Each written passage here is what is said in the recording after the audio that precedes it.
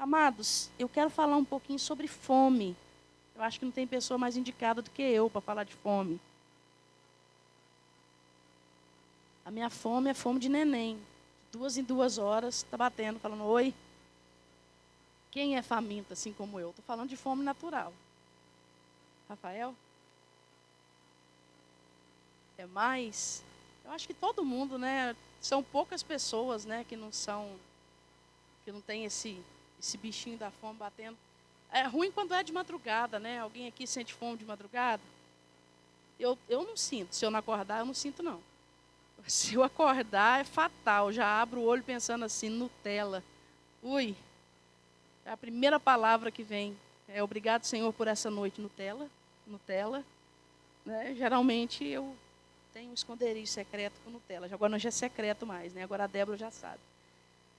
É perigoso isso. Mas, falando sobre fome, hoje no mundo, o título da palavra é fome. Tá? Hoje no mundo, há cerca de 795 milhões de pessoas passando fome. Você tem noção do que é 795 milhões de pessoas? É a população dos Estados Unidos, com a população do Brasil, com a população da Inglaterra, com a população do México, com a população da Alemanha, de Portugal e do Paraguai, juntas. 795 milhões de pessoas. Ainda falta 1 milhão para dar exatamente 795. A gente não tem noção, né, de quanta gente passando fome. E pode ficar tranquilo, eu não vou pedir oferta para alimentar ninguém. Eu só quero trazer essas estatísticas mesmo. Mas é interessante que eu não sei quantas pessoas aqui, nesse lugar, nessa noite, já passaram fome. Eu sei que é uma coisa que a gente não gosta de admitir. Por quê? Porque é algo que tira a nossa dignidade humana. Porque a mínima coisa que um ser humano merece é comida. Você não concorda comigo? Por pior que ele seja, na cadeia, assassinos, estupradores, eles têm comida. E tem que ter. Então, ficar sem comida é algo que tira a dignidade humana. E pesquisando e conversando com algumas pessoas que já passaram fome, diz que a sensação é a sensação de morte. Eu lembro uma vez, assim que eu cheguei nos Estados Unidos, há 15 anos atrás, eu devia ter o quê? Uns 12 anos de idade, por aí, quando eu vim. Assim que eu cheguei aqui, eu vi uma reportagem. Naquela época a Globo era algo assim de outro mundo. Eu vi uma reportagem sobre uma mulher que, não tendo o que comer, ela cozinhou papelão para dar para os filhos. Ela fez uma sopa de papelão.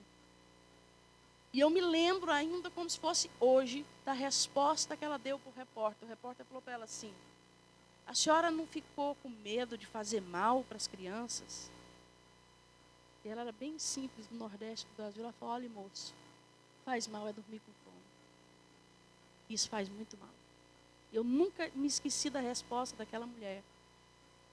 E hoje, fazendo algumas pesquisas, eu pude ouvir algumas frases que bateram no meu coração como bomba. Acho que algumas semanas atrás a pastora Cleusa falou da família no Brasil que estava comendo rato, né? Quem ouviu essa história? É real, não é fictício. Mas uma coisa me chamou muita atenção. Uma pessoa falou assim, que a fome, presta bastante atenção nisso, uma mãe. Ela falou assim, que a fome é algo tão terrível, é tão dolorido para uma mãe ver a criança com fome e não ter nada para dar para essa criança e nem esperança de quando terá. Que ela disse que a fome deturpa o caráter da pessoa. E eu não ouvi isso de uma pessoa formada, erudita. Ela falou assim, a fome deturpa o nosso caráter. E por causa da fome, eu me prostituí para dar comida para os meus filhos. Eu não estou fazendo apologia à prostituição, ao pecado, de forma alguma é pecado, continua sendo pecado. Mas eu entendi o nível de seriedade que é a fome. De levar uma mãe de família, uma mulher de caráter, à prostituição, por causa da fome. E nessa mesma entrevista tinha um homem, inclusive de Brasília, que foi preso roubando bananas para os filhos. Quando foram olhar, eles já não comiam há 3 dias. E a única coisa que ele teve condição foi banana, assim mesmo roubada. Ele foi preso. Passou na televisão, eles deram cesta básica para ele e tudo. Mas a vergonha desse homem era assim algo impressionante. Ele não levantava os olhos para a câmera de televisão. Ele não levantava os olhos. Ele falava, eu estou muito envergonhado, porque eu nunca roubei na minha vida. Eu nunca pensei que eu fosse fazer isso. Mas a fome dos meus filhos me levou a fazer isso. Então, o final dessa pesquisa, eles falam assim, que a fome pode levar à prostituição e ao roubo. Eu gostaria que você guardasse essa frase no seu coração nessa noite. Que a fome, não essa fome que eu falei, que eu brinquei, que eu sinto, que você sente. A nossa fome, a gente vai onde quer, come o que quer, na hora que quer. Quando eu falo de fome, eu estou falando de fome mesmo, de não ter nada. Então guarde essa frase no seu coração, nós ainda vamos trabalhar em cima dela nessa noite. Que a fome, ela pode levar à prostituição e ao roubo. Queridos, agora falando de um outro tipo de fome. Nós nascemos com uma fome.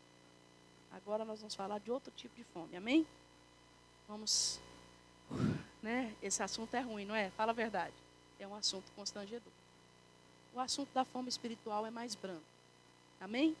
Pelo menos deveria ser. Nós nascemos com uma fome. Nós nascemos com uma sede. Quando eu falo fome, a sede está incluída junto, porque geralmente quem não tem comida também não tem água, principalmente nos países da Ásia e da África. Hoje, inclusive, eu descobri que a fome na Ásia é maior do que a fome na África. Eu não sabia disso. Descobri hoje isso em pesquisa. Sabia disso? Eu não fazia a mínima ideia. Eu achava que na África era o pior lugar, mas não é. Na Ásia é pior do que na África.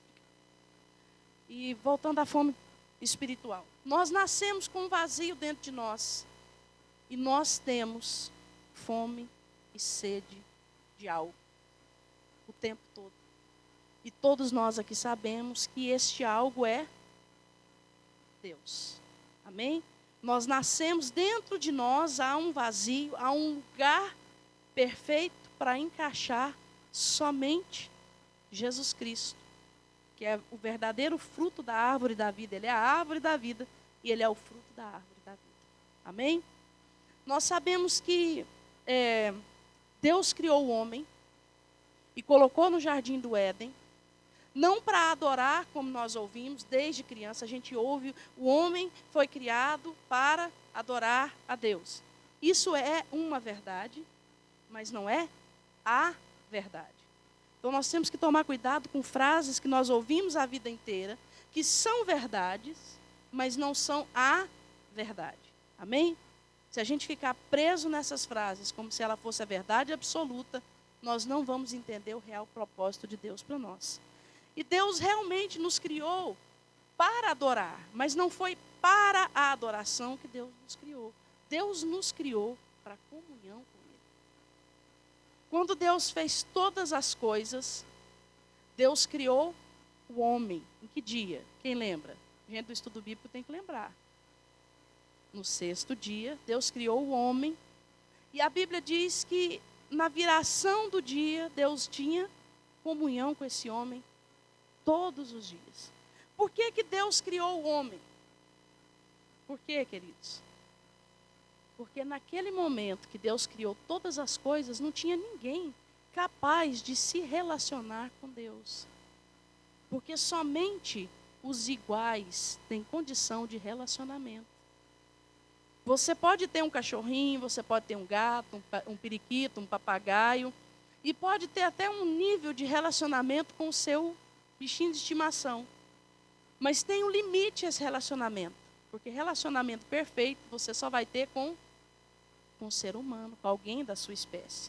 Eu fico olhando lá em casa, tem um gato e um cachorro, né? Aliás, uma gata linda e um cachorro velho feio por dentro. Sorry, Debbie. Tem uma gata e um cachorro.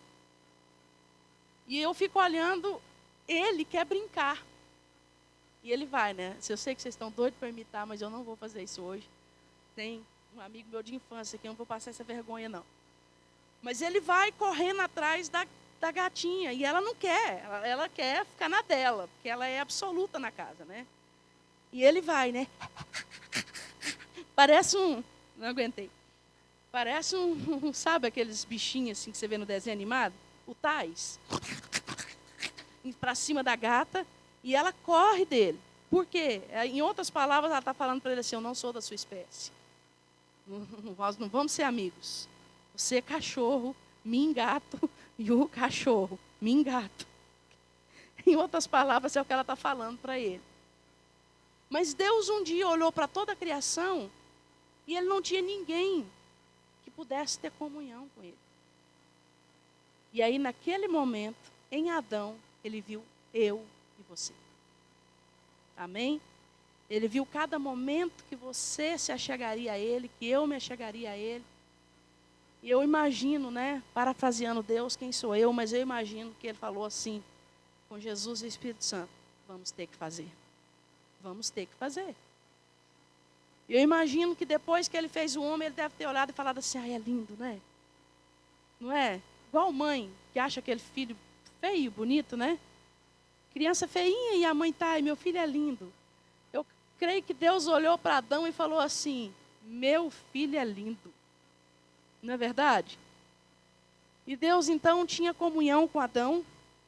E Deus designou então 2 árvores que Adão poderia comer de uma delas. Qual era? E a outra? E a árvore do conhecimento do bem e do mal. Todos nós sabemos essa história de cor e salteado, então não vou contar. Nós sabemos que o homem pecou, que o homem caiu. E por isso ele ficou sem a possibilidade da comunhão plena com Deus, como ele teve um dia. Amém? Todos nós sabemos disso, é verdade ou não é? Mas a fome, em nenhum momento, ela acabou. O tempo todo, aquele ser que foi criado para conter Deus, tinha aquela fome latente dentro de si. Você e eu temos essa fome dentro de nós. Davi diz no Salmo 63, ó Deus, Tu és o meu Deus forte. Eu te busco ansiosamente, a minha alma tem sede de Ti, o meu corpo te almeja como terra árida, exausta e sem água. Ele deseja o Senhor e ele diz isso muito claramente em vários dos salmos que ele compõe. Do desejo, ele desejava o Senhor mais que a terra seca desejava água, mais que a corça desejava água. E ele fala em várias situações o desejo imenso que ele tinha pelo Senhor. Davi era alguém que expressava isso muito bem, expressava com muita, muita profundidade a sede que ele tinha do Senhor. E nós, seres humanos, nós temos essa sede também, nós temos essa fome também. Só que muitas vezes, ou na maioria das vezes, nós levamos essa fome para algo errado. Eu notei 2 frases que eu preciso falar elas para vocês na íntegra, apesar da força que elas têm. Daqui a pouco eu vou falar. Primeiro eu quero abrir Hebreus. Vocês não falarem, olha, pregou sem abrir a Bíblia. Então vamos abrir. Hebreus 1.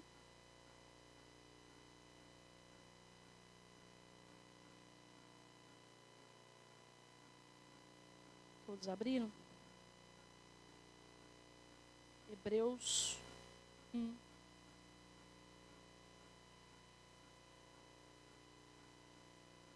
Vai jogar? De 1. Vamos ler de 1 ao 4. Havendo Deus... Todos abriram? Então, glória a Deus, quem não abriu.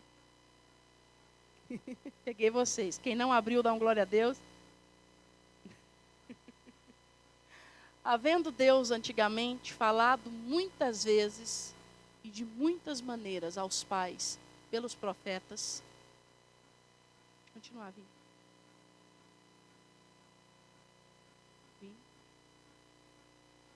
Nesses últimos dias, a nós nos falou por quem?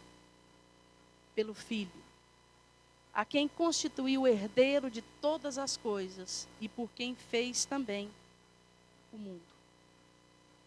O Filho é o resplendor da glória de Deus e a expressão exata do seu ser, sustentando todas as coisas por sua palavra poderosa.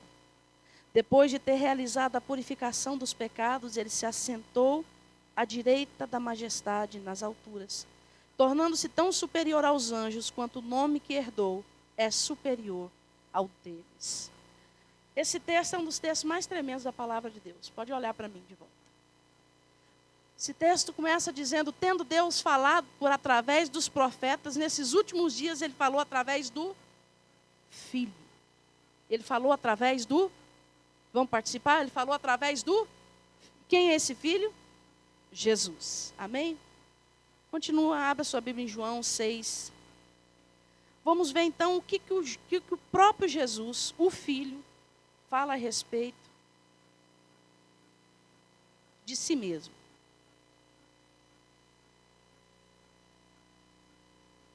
João 6.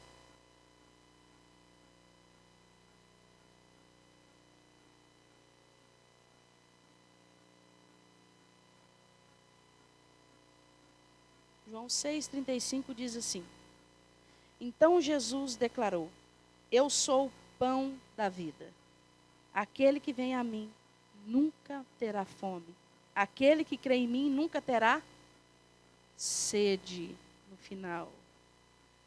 Irmãos, vocês não estão prestando atenção hoje, hein? Te peguei. Vamos ler de novo? Declarou-lhe Jesus, todos juntos. O pão da vida. Aquele que vem a mim, de modo algum terá fome. E quem crê em mim jamais terá sede. Jesus dá uma direção muito clara para a saciação da fome e da sede. Não é verdade? Não é muito claro? É o próprio Filho que está falando. Aquele que crê em mim jamais terá sede, e eu sou o pão da vida. Aquele que come de mim jamais terá fome. Só que essa queda do homem e essa não comunhão com Deus, ela nos levou a fazer algo muito sério. Nós temos roubado de Deus o direito que Ele conquistou na cruz do Calvário, que é o direito de estar conosco. É o direito de ter comunhão conosco. O Senhor conquistou um direito na cruz do Calvário quando Ele morreu por mim e por você. E esse direito que Ele conquistou foi o direito legal de ter comunhão conosco. Você sabia que a fome é recíproca? Você sabia que da mesma forma que nós temos fome de Deus, Deus tem fome de nós? E Deus falou algo tão interessante comigo. Gente, o excesso de tecido adiposo dá um calor, vocês não têm noção. Tecido adiposo é o tecido dessa blusa. Depois a Ieda explica.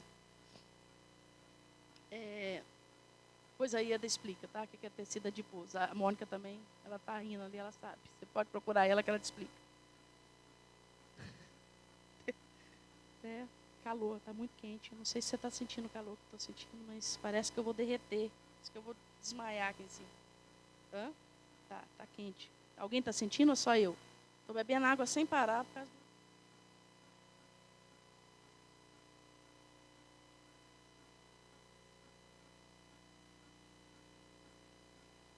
Queridos, da mesma forma que nós temos fome de Deus, Deus tem fome de nós. Eu comecei a fazer uma oração pelo Ministério de Louvor e eu comecei a orar. Falei, Senhor, dá fome e sede em cada um de nós pelo Senhor. Gera fome, eu comecei a orar. Deus, gera fome, gera em mim. Gera fome em mim pelo Senhor. Gera sede em mim pelo Senhor. E Deus falou assim: eu tenho gerado. Eu criei cada um de vocês com fome e sede de mim. E vocês têm prostituído a fome que eu dei para vocês. Irmãos, eu achei aquilo tão sério. Eu falei que eu ia falar 2 frases sérias, mas eu preciso falar. E Deus falou comigo, assim como aquela mulher e aquele homem falaram que a fome leva ao roubo e à prostituição. Vocês têm me roubado. E vocês têm prostituído a fome que eu dei para vocês. Eu entrei em choque. Eu falei: Deus, quando nós temos te roubado? Deus falou comigo: toda vez que vocês me negam o prazer de estar com vocês em comunhão, vocês me roubam algo que eu conquistei a preço de sangue na cruz do Calvário. É forte, queridos, é muito forte, eu sei que é. Mas nós precisamos ser chacoalhados com essa frase, todos nós, como eu fui. Eu fui e estou sendo. Eu passei um dia trêmulo, eu estou trêmulo, eu não toquei violão hoje, eu nem disfarcei para o Maurício não brigar comigo. Estou trêmula por causa dessa frase que eu ouvi. E eu falo: Espírito Santo de Deus, continua, arrebenta mesmo, passa a patrola. Mas não passa só em mim, não, passa na igreja também. Amém? Senão vamos dividir o negócio, Senhor. Arrebenta com todos, inclusive eu. Mas Deus falou: eu conquistei na cruz do Calvário o direito legal de ter comunhão com você. E quando vem a fome de mim, você me rouba o direito de estar com você fazendo outras coisas, para saciar a sua fome, que eu coloquei dentro de você. E nesse momento que você se vende tão barato para saciar a sua fome, além de me roubar, você está se prostituindo para matar a sua fome. Então nós cometemos as 2 coisas ao mesmo tempo. Nós roubamos a Deus do seu direito legal de nos ter com Ele. E nós nos prostituímos para satisfazer a nossa fome, cuja qual só pode ser saciada pelo Senhor. Estão comigo? Eu sei que a frase é forte, mas nós precisamos passar por ela. Essa fome de Deus, ela deveria nos impulsionar para o Senhor. Deveria nos impulsionar para a comunhão genuína e verdadeira com o Senhor. Mas ela nos impulsiona para todas as coisas. E 5 minutos para o Senhor. Por dever de consciência. Ela não nos impulsiona, na nossa casa, a abrir a Bíblia, ler um capítulo, que eu nunca vi falar que ninguém morre lendo um capítulo da Bíblia, ler um capítulo da Bíblia e falar: Senhor, fala comigo, que eu vou ouvir e eu vou cumprir o que está escrito aqui. Essa fome não tem nos impulsionado a dobrar os nossos joelhos, a falar: fala, Senhor, que eu quero ouvir a tua voz. Eu comentei aqui semana passada no estudo bíblico. Quem estava aqui no estudo bíblico? Do meu problema com a oração. Eu tinha um problema sério com a oração, queridos. Eu achava algo completamente desnecessário. Se Deus é onisciente, onipresente, onipotente, Ele sabe todas as coisas, eu não tenho que pedir nada. Nada. Quando foi um tempo, Deus falou comigo tão claro: você se acha perfeita? Não, Senhor, o Senhor sabe que não. Então por que você não ora, não chora e não baba na minha presença para eu te transformar? Se você não ora por transformação, é porque você, na verdade, se acha perfeita. Se você não ora para quebrar o seu orgulho, é porque, na verdade, você se acha humilde. Se você não ora para deixar de julgar, é porque, na verdade, você acha que você não julga ninguém. Já parou para pensar nisso? Se você não ora para pedir para Deus mudar você, é porque, na verdade, em outras palavras, você se acha perfeito. Mas, no entanto, nós temos, às vezes, a coragem de ajoelhar os 5 minutos do dia que a gente ora, oh Deus, muda a Josi. Oh Deus, muda o Emerson. Senhor, transforma a Débora. Jesus, pega o Rodrigo. Não é? E a gente devia falar igual a pastora Marcilane, né? Como é que é? Pega eu, Deus. Pega ele.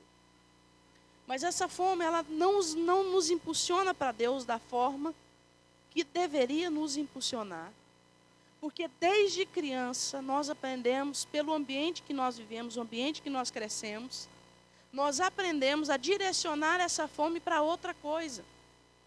E hoje nós direcionamos essa fome que nós sentimos para várias coisas. Mas essa noite eu quero falar de 3, bem rapidamente, que eu prometi para a pastora que eu ia ser rápida.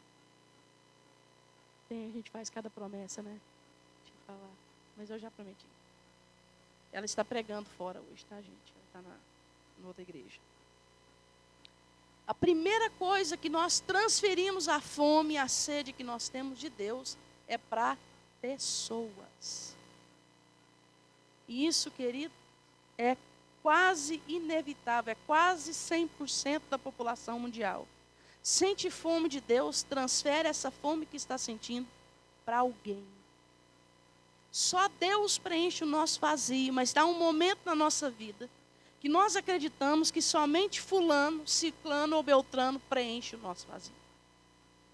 Há um momento na nossa vida que nós pensamos, eu posso ter tudo, mas se eu não tiver o ciclano, minha vida não tem graça. Quando já pensou isso? Eu já pensei. Há momento na nossa vida que a gente pensa, se eu não tiver a pessoa X comigo, cadê a X? Se eu não tiver a pessoa Y comigo, há um vazio dentro de mim e nada me agrada. Você pode ter 300 pessoas, mas se aquela não tiver, você fala, não, minha vida não tem graça. Aí a gente começa sem fazer chantagem, né, Juju? Nada tem graça para mim. Eu mereço mesmo é a morte. Eu mereço mesmo é ficar estatalada no chão com os olhos esbugalhados.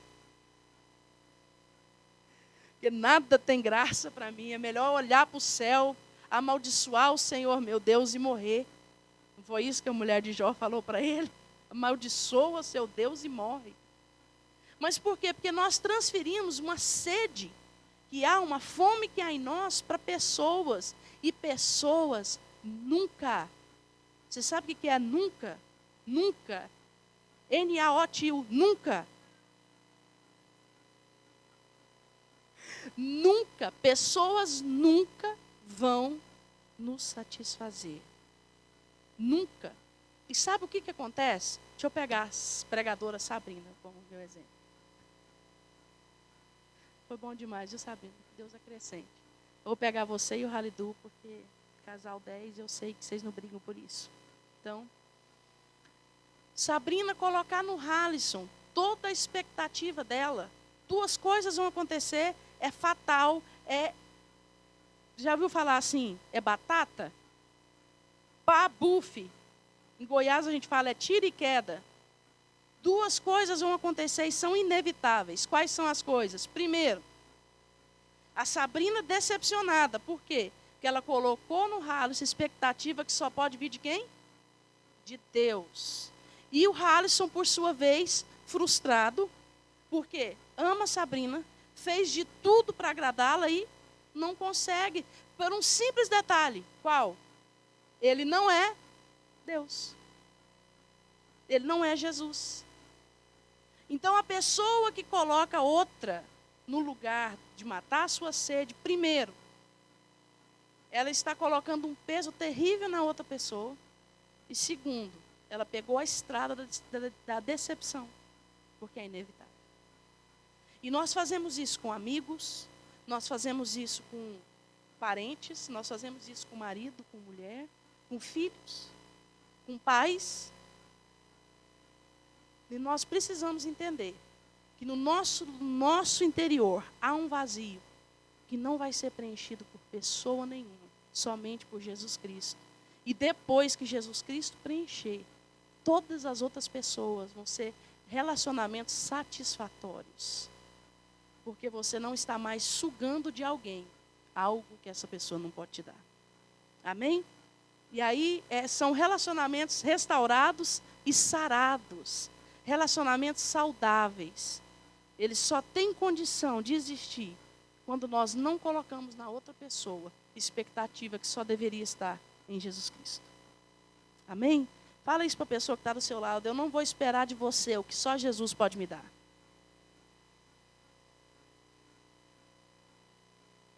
Amém? Segunda coisa, queridos. Segundo algo que nós colocamos a nossa fome, nós direcionamos, nós roubamos a Deus. Nós roubamos a Deus, literalmente. E nós nos prostituímos. São coisas. Vou te dar um exemplo hoje do maior roubador da sua intimidade com Deus, do momento de comunhão seu com Deus. Cadê? Cadê o bicho?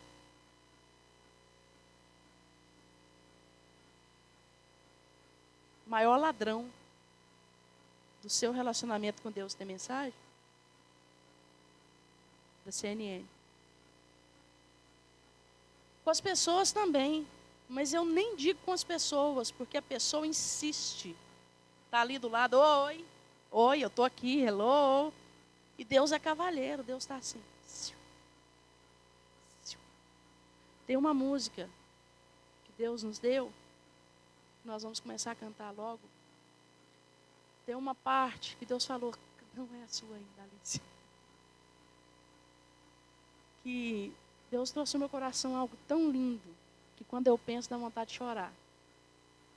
Deus atrai e Ele nos chama. Quando Ele nos chama, Ele se esconde. Sabe por que Ele nos chama e se esconde? Para a gente ir atrás dEle. Meu avô brincava assim comigo. Já viu tanto pai bobo brincando com criança assim? Parece retardado, eu já vi. Tantos. A criança está lá, sabe que ele está atrás da parede, faz assim, psiu. A criança fica doida. A criança sabe que o pai está atrás da parede. Aí ele põe a cara e faz assim, psiu. E esconde. Para quê? Para a criança sair correndo, achei você.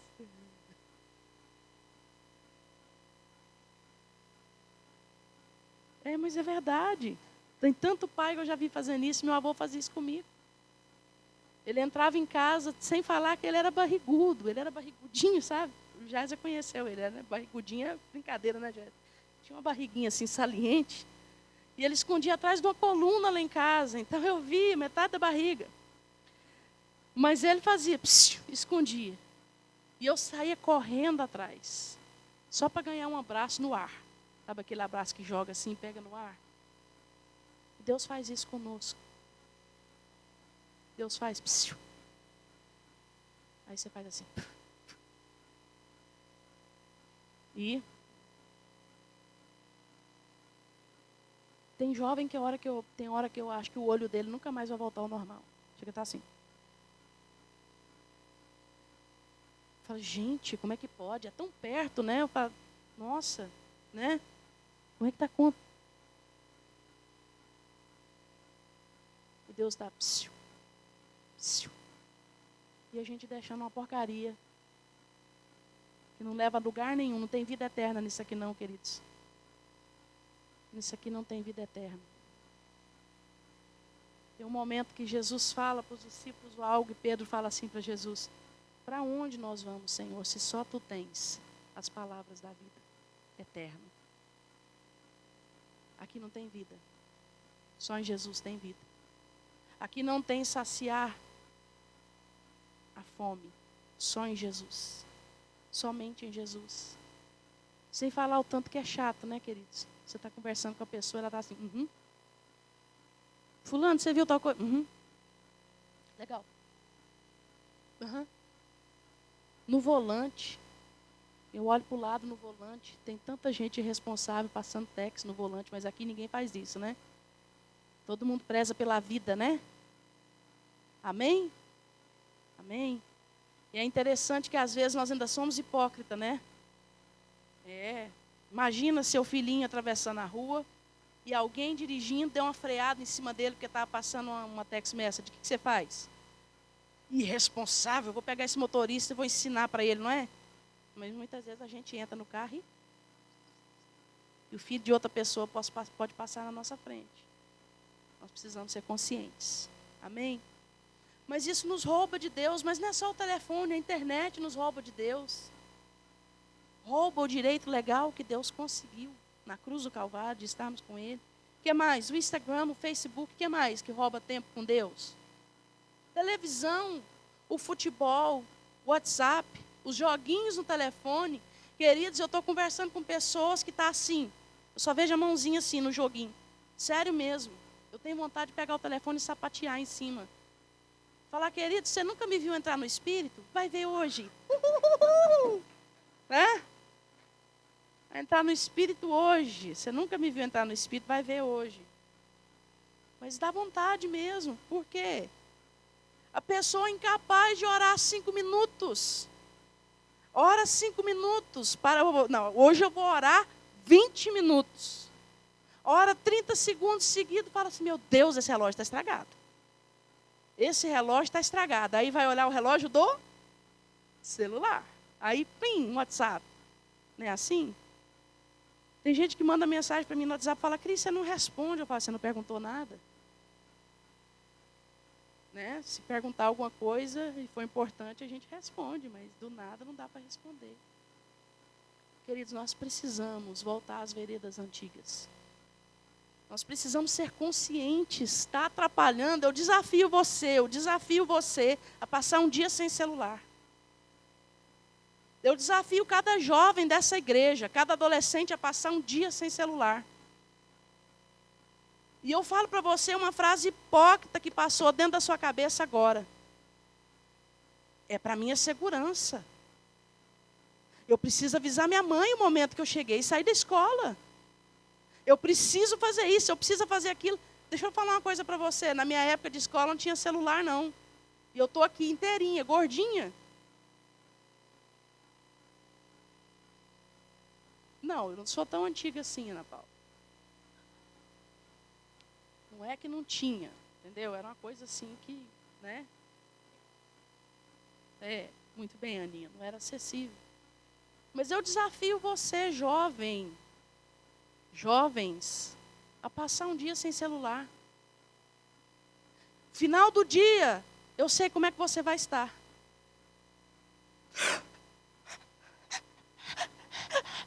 Sabe o que é isso?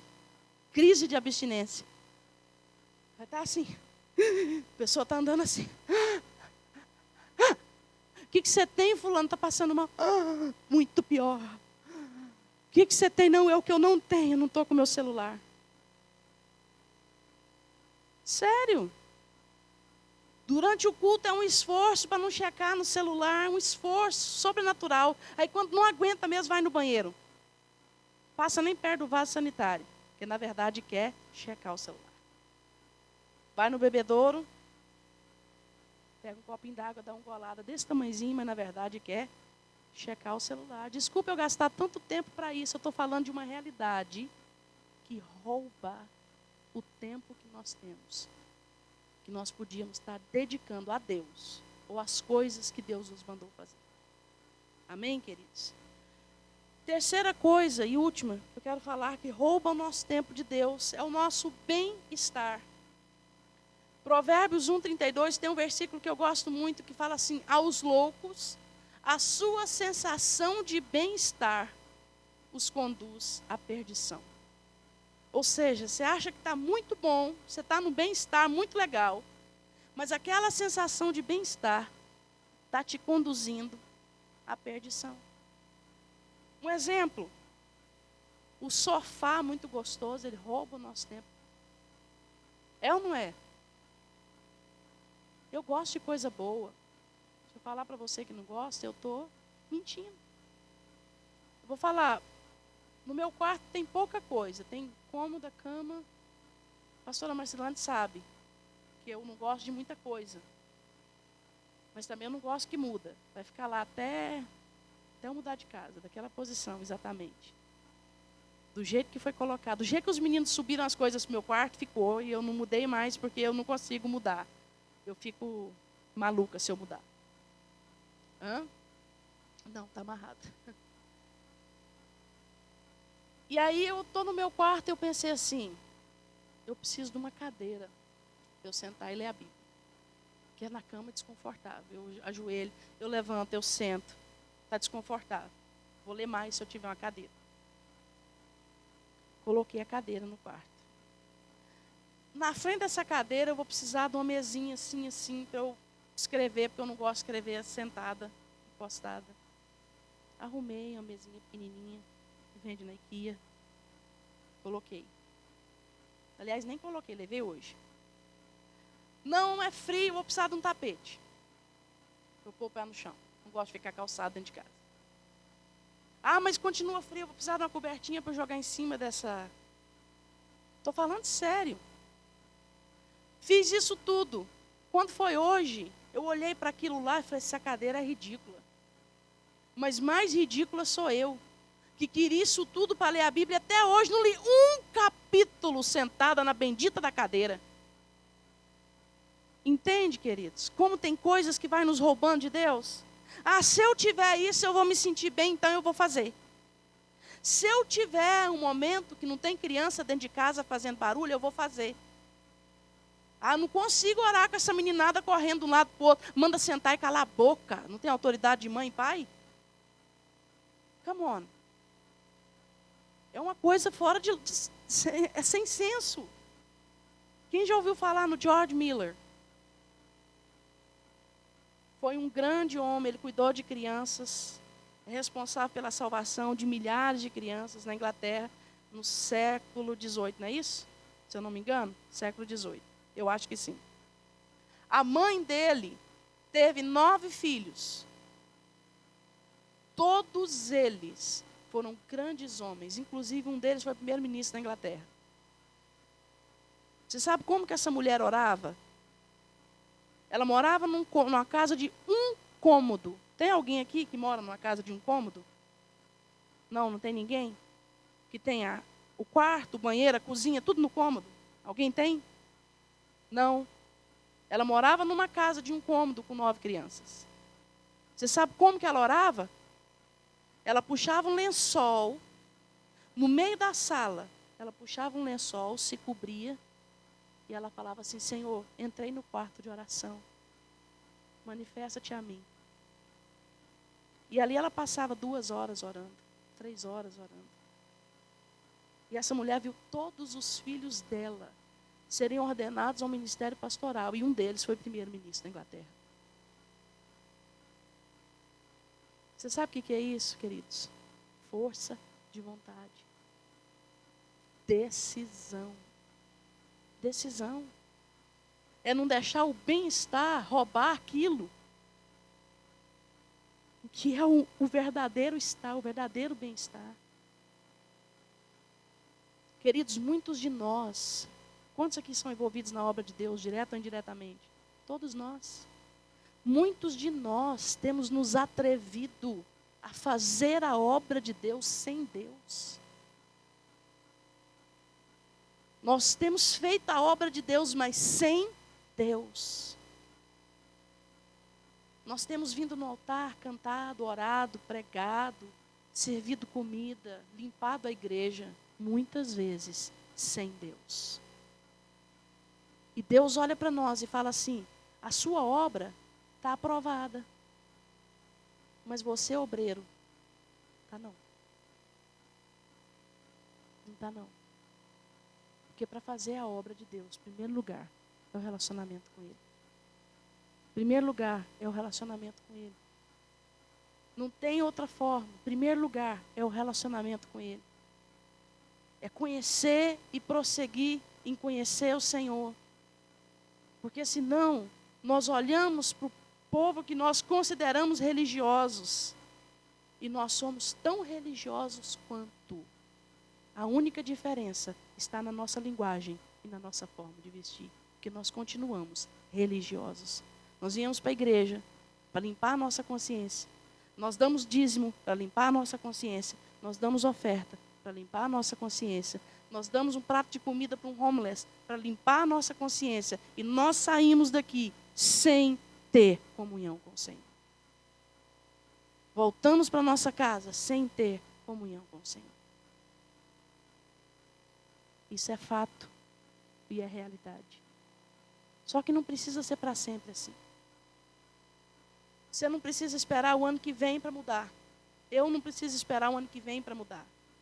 Como bons brasileiros, tem alguém aqui que não é brasileiro? Acho que só o Andrés, né? O Andrés é brasileiro de alma.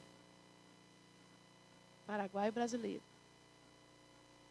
Como bom brasileiro, o Andrés não tem isso, na cultura dele não tem isso, né, Andrés, de deixar para depois. Como bom brasileiro, a gente sempre deixa para depois. Quando você ouve uma palavra dessa, passa na sua cabeça assim, não, ano que vem está aí, está em cima. Falta aqui quantos meses para acabar o ano? Eu sou ruim de matemática. Quanto? 2 meses? 2,5. E a gente, como bom brasileiro, a gente fala assim, ano que vem está aí, ano que vem eu mudo. Ah, mas mudo mesmo. Ano que vem eu vou orar, ano que vem eu vou jejuar, ano que vem eu vou ler Bíblia, mas ano que vem eu vou mesmo. E se Jesus voltar antes disso? Como é que fica? Fica, né? Para que esperar ano que vem? Para que esperar a segunda-feira, Dia Internacional do Regime? Para quê? Para que esperar a segunda-feira? Por que não hoje? Por que não essa noite? Amém? Por que não falar essa noite? Deus falou comigo e eu vou mudar é hoje. Porque se Deus quisesse que eu mudasse ano que vem, Ele ia falar comigo ano que vem. Amém? Mas se Ele está me falando hoje que eu roubo Ele num direito legal que Ele tem, que é de ter comunhão comigo, e que eu me prostituo com qualquer coisa, tentando matar a minha fome, que só Ele pode matar, eu vou tomar uma atitude hoje. Eu não sei como fazer, mas eu vou aprender. Amém? A palavra de Deus diz em Isaías que quando na ocasião do milênio, as pessoas vão segurar na barba, é uma maneira de dizer assim, vou segurar na barba da calça de um judeu e falar para ele assim, me ensina como adorar o Senhor. Querido, se você chegou agora, e mesmo você já tenha chegado há muito tempo, você não sabe orar, não sabe adorar o Senhor como deve, pergunta. Me ensina a orar. Isso não é vergonha nenhuma. Sabe o que é vergonha? Falar, eu sei, e não saber nada. Isso é vergonha. Você sabe por quê? Porque na hora da prova, todas as coisas serão reveladas. Nessa prova espiritual não tem cola. Amém? Na hora da prova, todas as coisas serão reveladas. Deus vai mostrar todas as coisas. E Deus diz que Ele vai fazer separação entre aquele que é e aquele que não é. Diante dos olhos do Senhor, nada fica encoberto. E nós precisamos entender que nós não temos o Espírito Santo à toa. Nós temos o Espírito Santo para ter comunhão com Ele, para fazer o uso dele. É uma vitamina do céu dentro de nós, explodindo em poder 24 horas por dia. Você já parou para pensar nisso? Imagina, sabe aquelas figuras daquelas crianças da Etiópia? Todo mundo já viu, né? Aquilo lá bombava na internet, a gente já viu aquelas crianças bem subnutridas. Imagina você colocar aquela criança para competir com um atleta bem alimentado todos os dias. Isso é nice? Isso é fair? Não. Mas, no entanto, nós entramos numa competição sem usar aquilo que nós temos, que é o Espírito Santo de Deus. Nós entramos no dia, saímos no dia, sem ter comunhão com esse Espírito, que poderia estar explodindo dentro de cada um de nós em poder.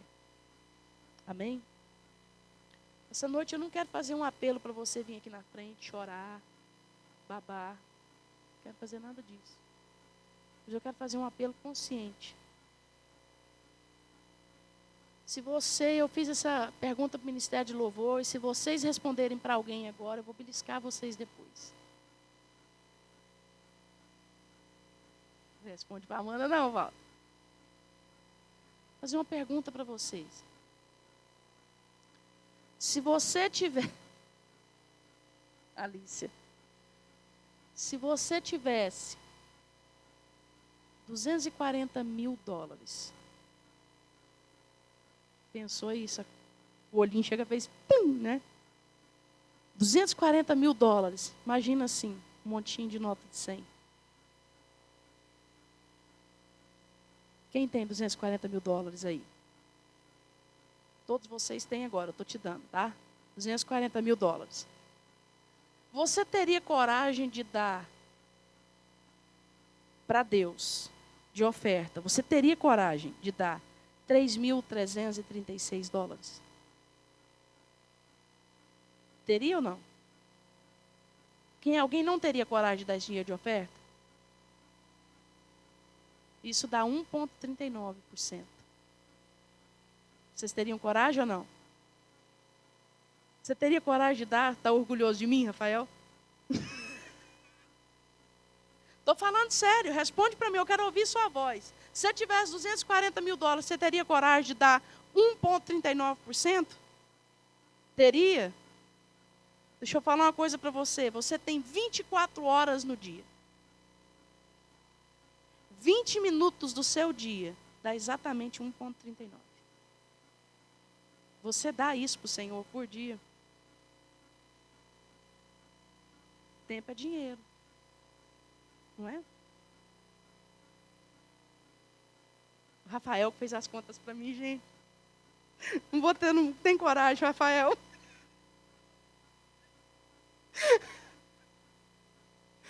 Ele está aqui, não conta, estava tão bem. 24 horas do seu dia, 20 minutos para o Senhor é 1,39. Você acabou de falar que você daria dinheiro. 20 minutos do seu tempo, você tem coragem? Tem ou não? Você tem coragem? Mas não é 20 minutos que você vai limpar a igreja, que você vai servir homeless, não é isso não. É 20 minutos. Ou no seu carro, se você tem vergonha de ler, orar sozinho. Ou dentro do seu quarto, ou no começo do seu trabalho, vai mais cedo. Meu desafio para você nessa noite é 20 minutos por dia de devocional. É 20 minutos por dia com o Senhor. Você vai falar, eu dou muito mais que isso. Estou falando 20 minutos fechados, seguidos. 20 minutos onde você vai falar para aquela mulher sua que fala muito, mas que não é o caso de ninguém aqui, né? Glória a Deus. Amém, homens? Nenhuma mulher aqui fala muito, amém? Nossa, eles não falaram amém não, gente. Vocês estão ruim na fita, mulherada, que eles ficaram caladinhos. Amém. Gostei, pastor. Pastor disse que em vez de falar amém, vão falar amém.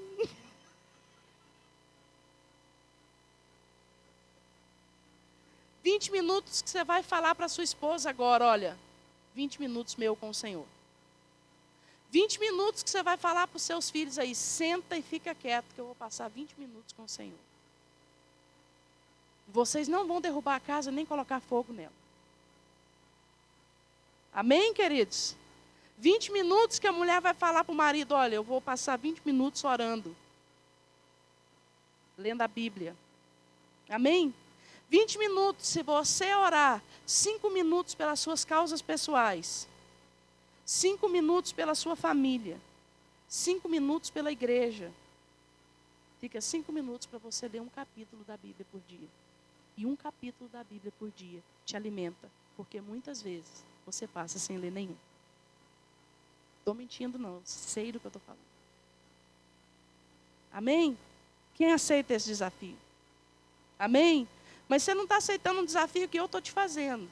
Eu não vou vigiar você na sua casa. Eu não vou montar uma câmera na sua casa e vou te vigiar. Mas eu peço que nessa noite você faça esse compromisso com Deus.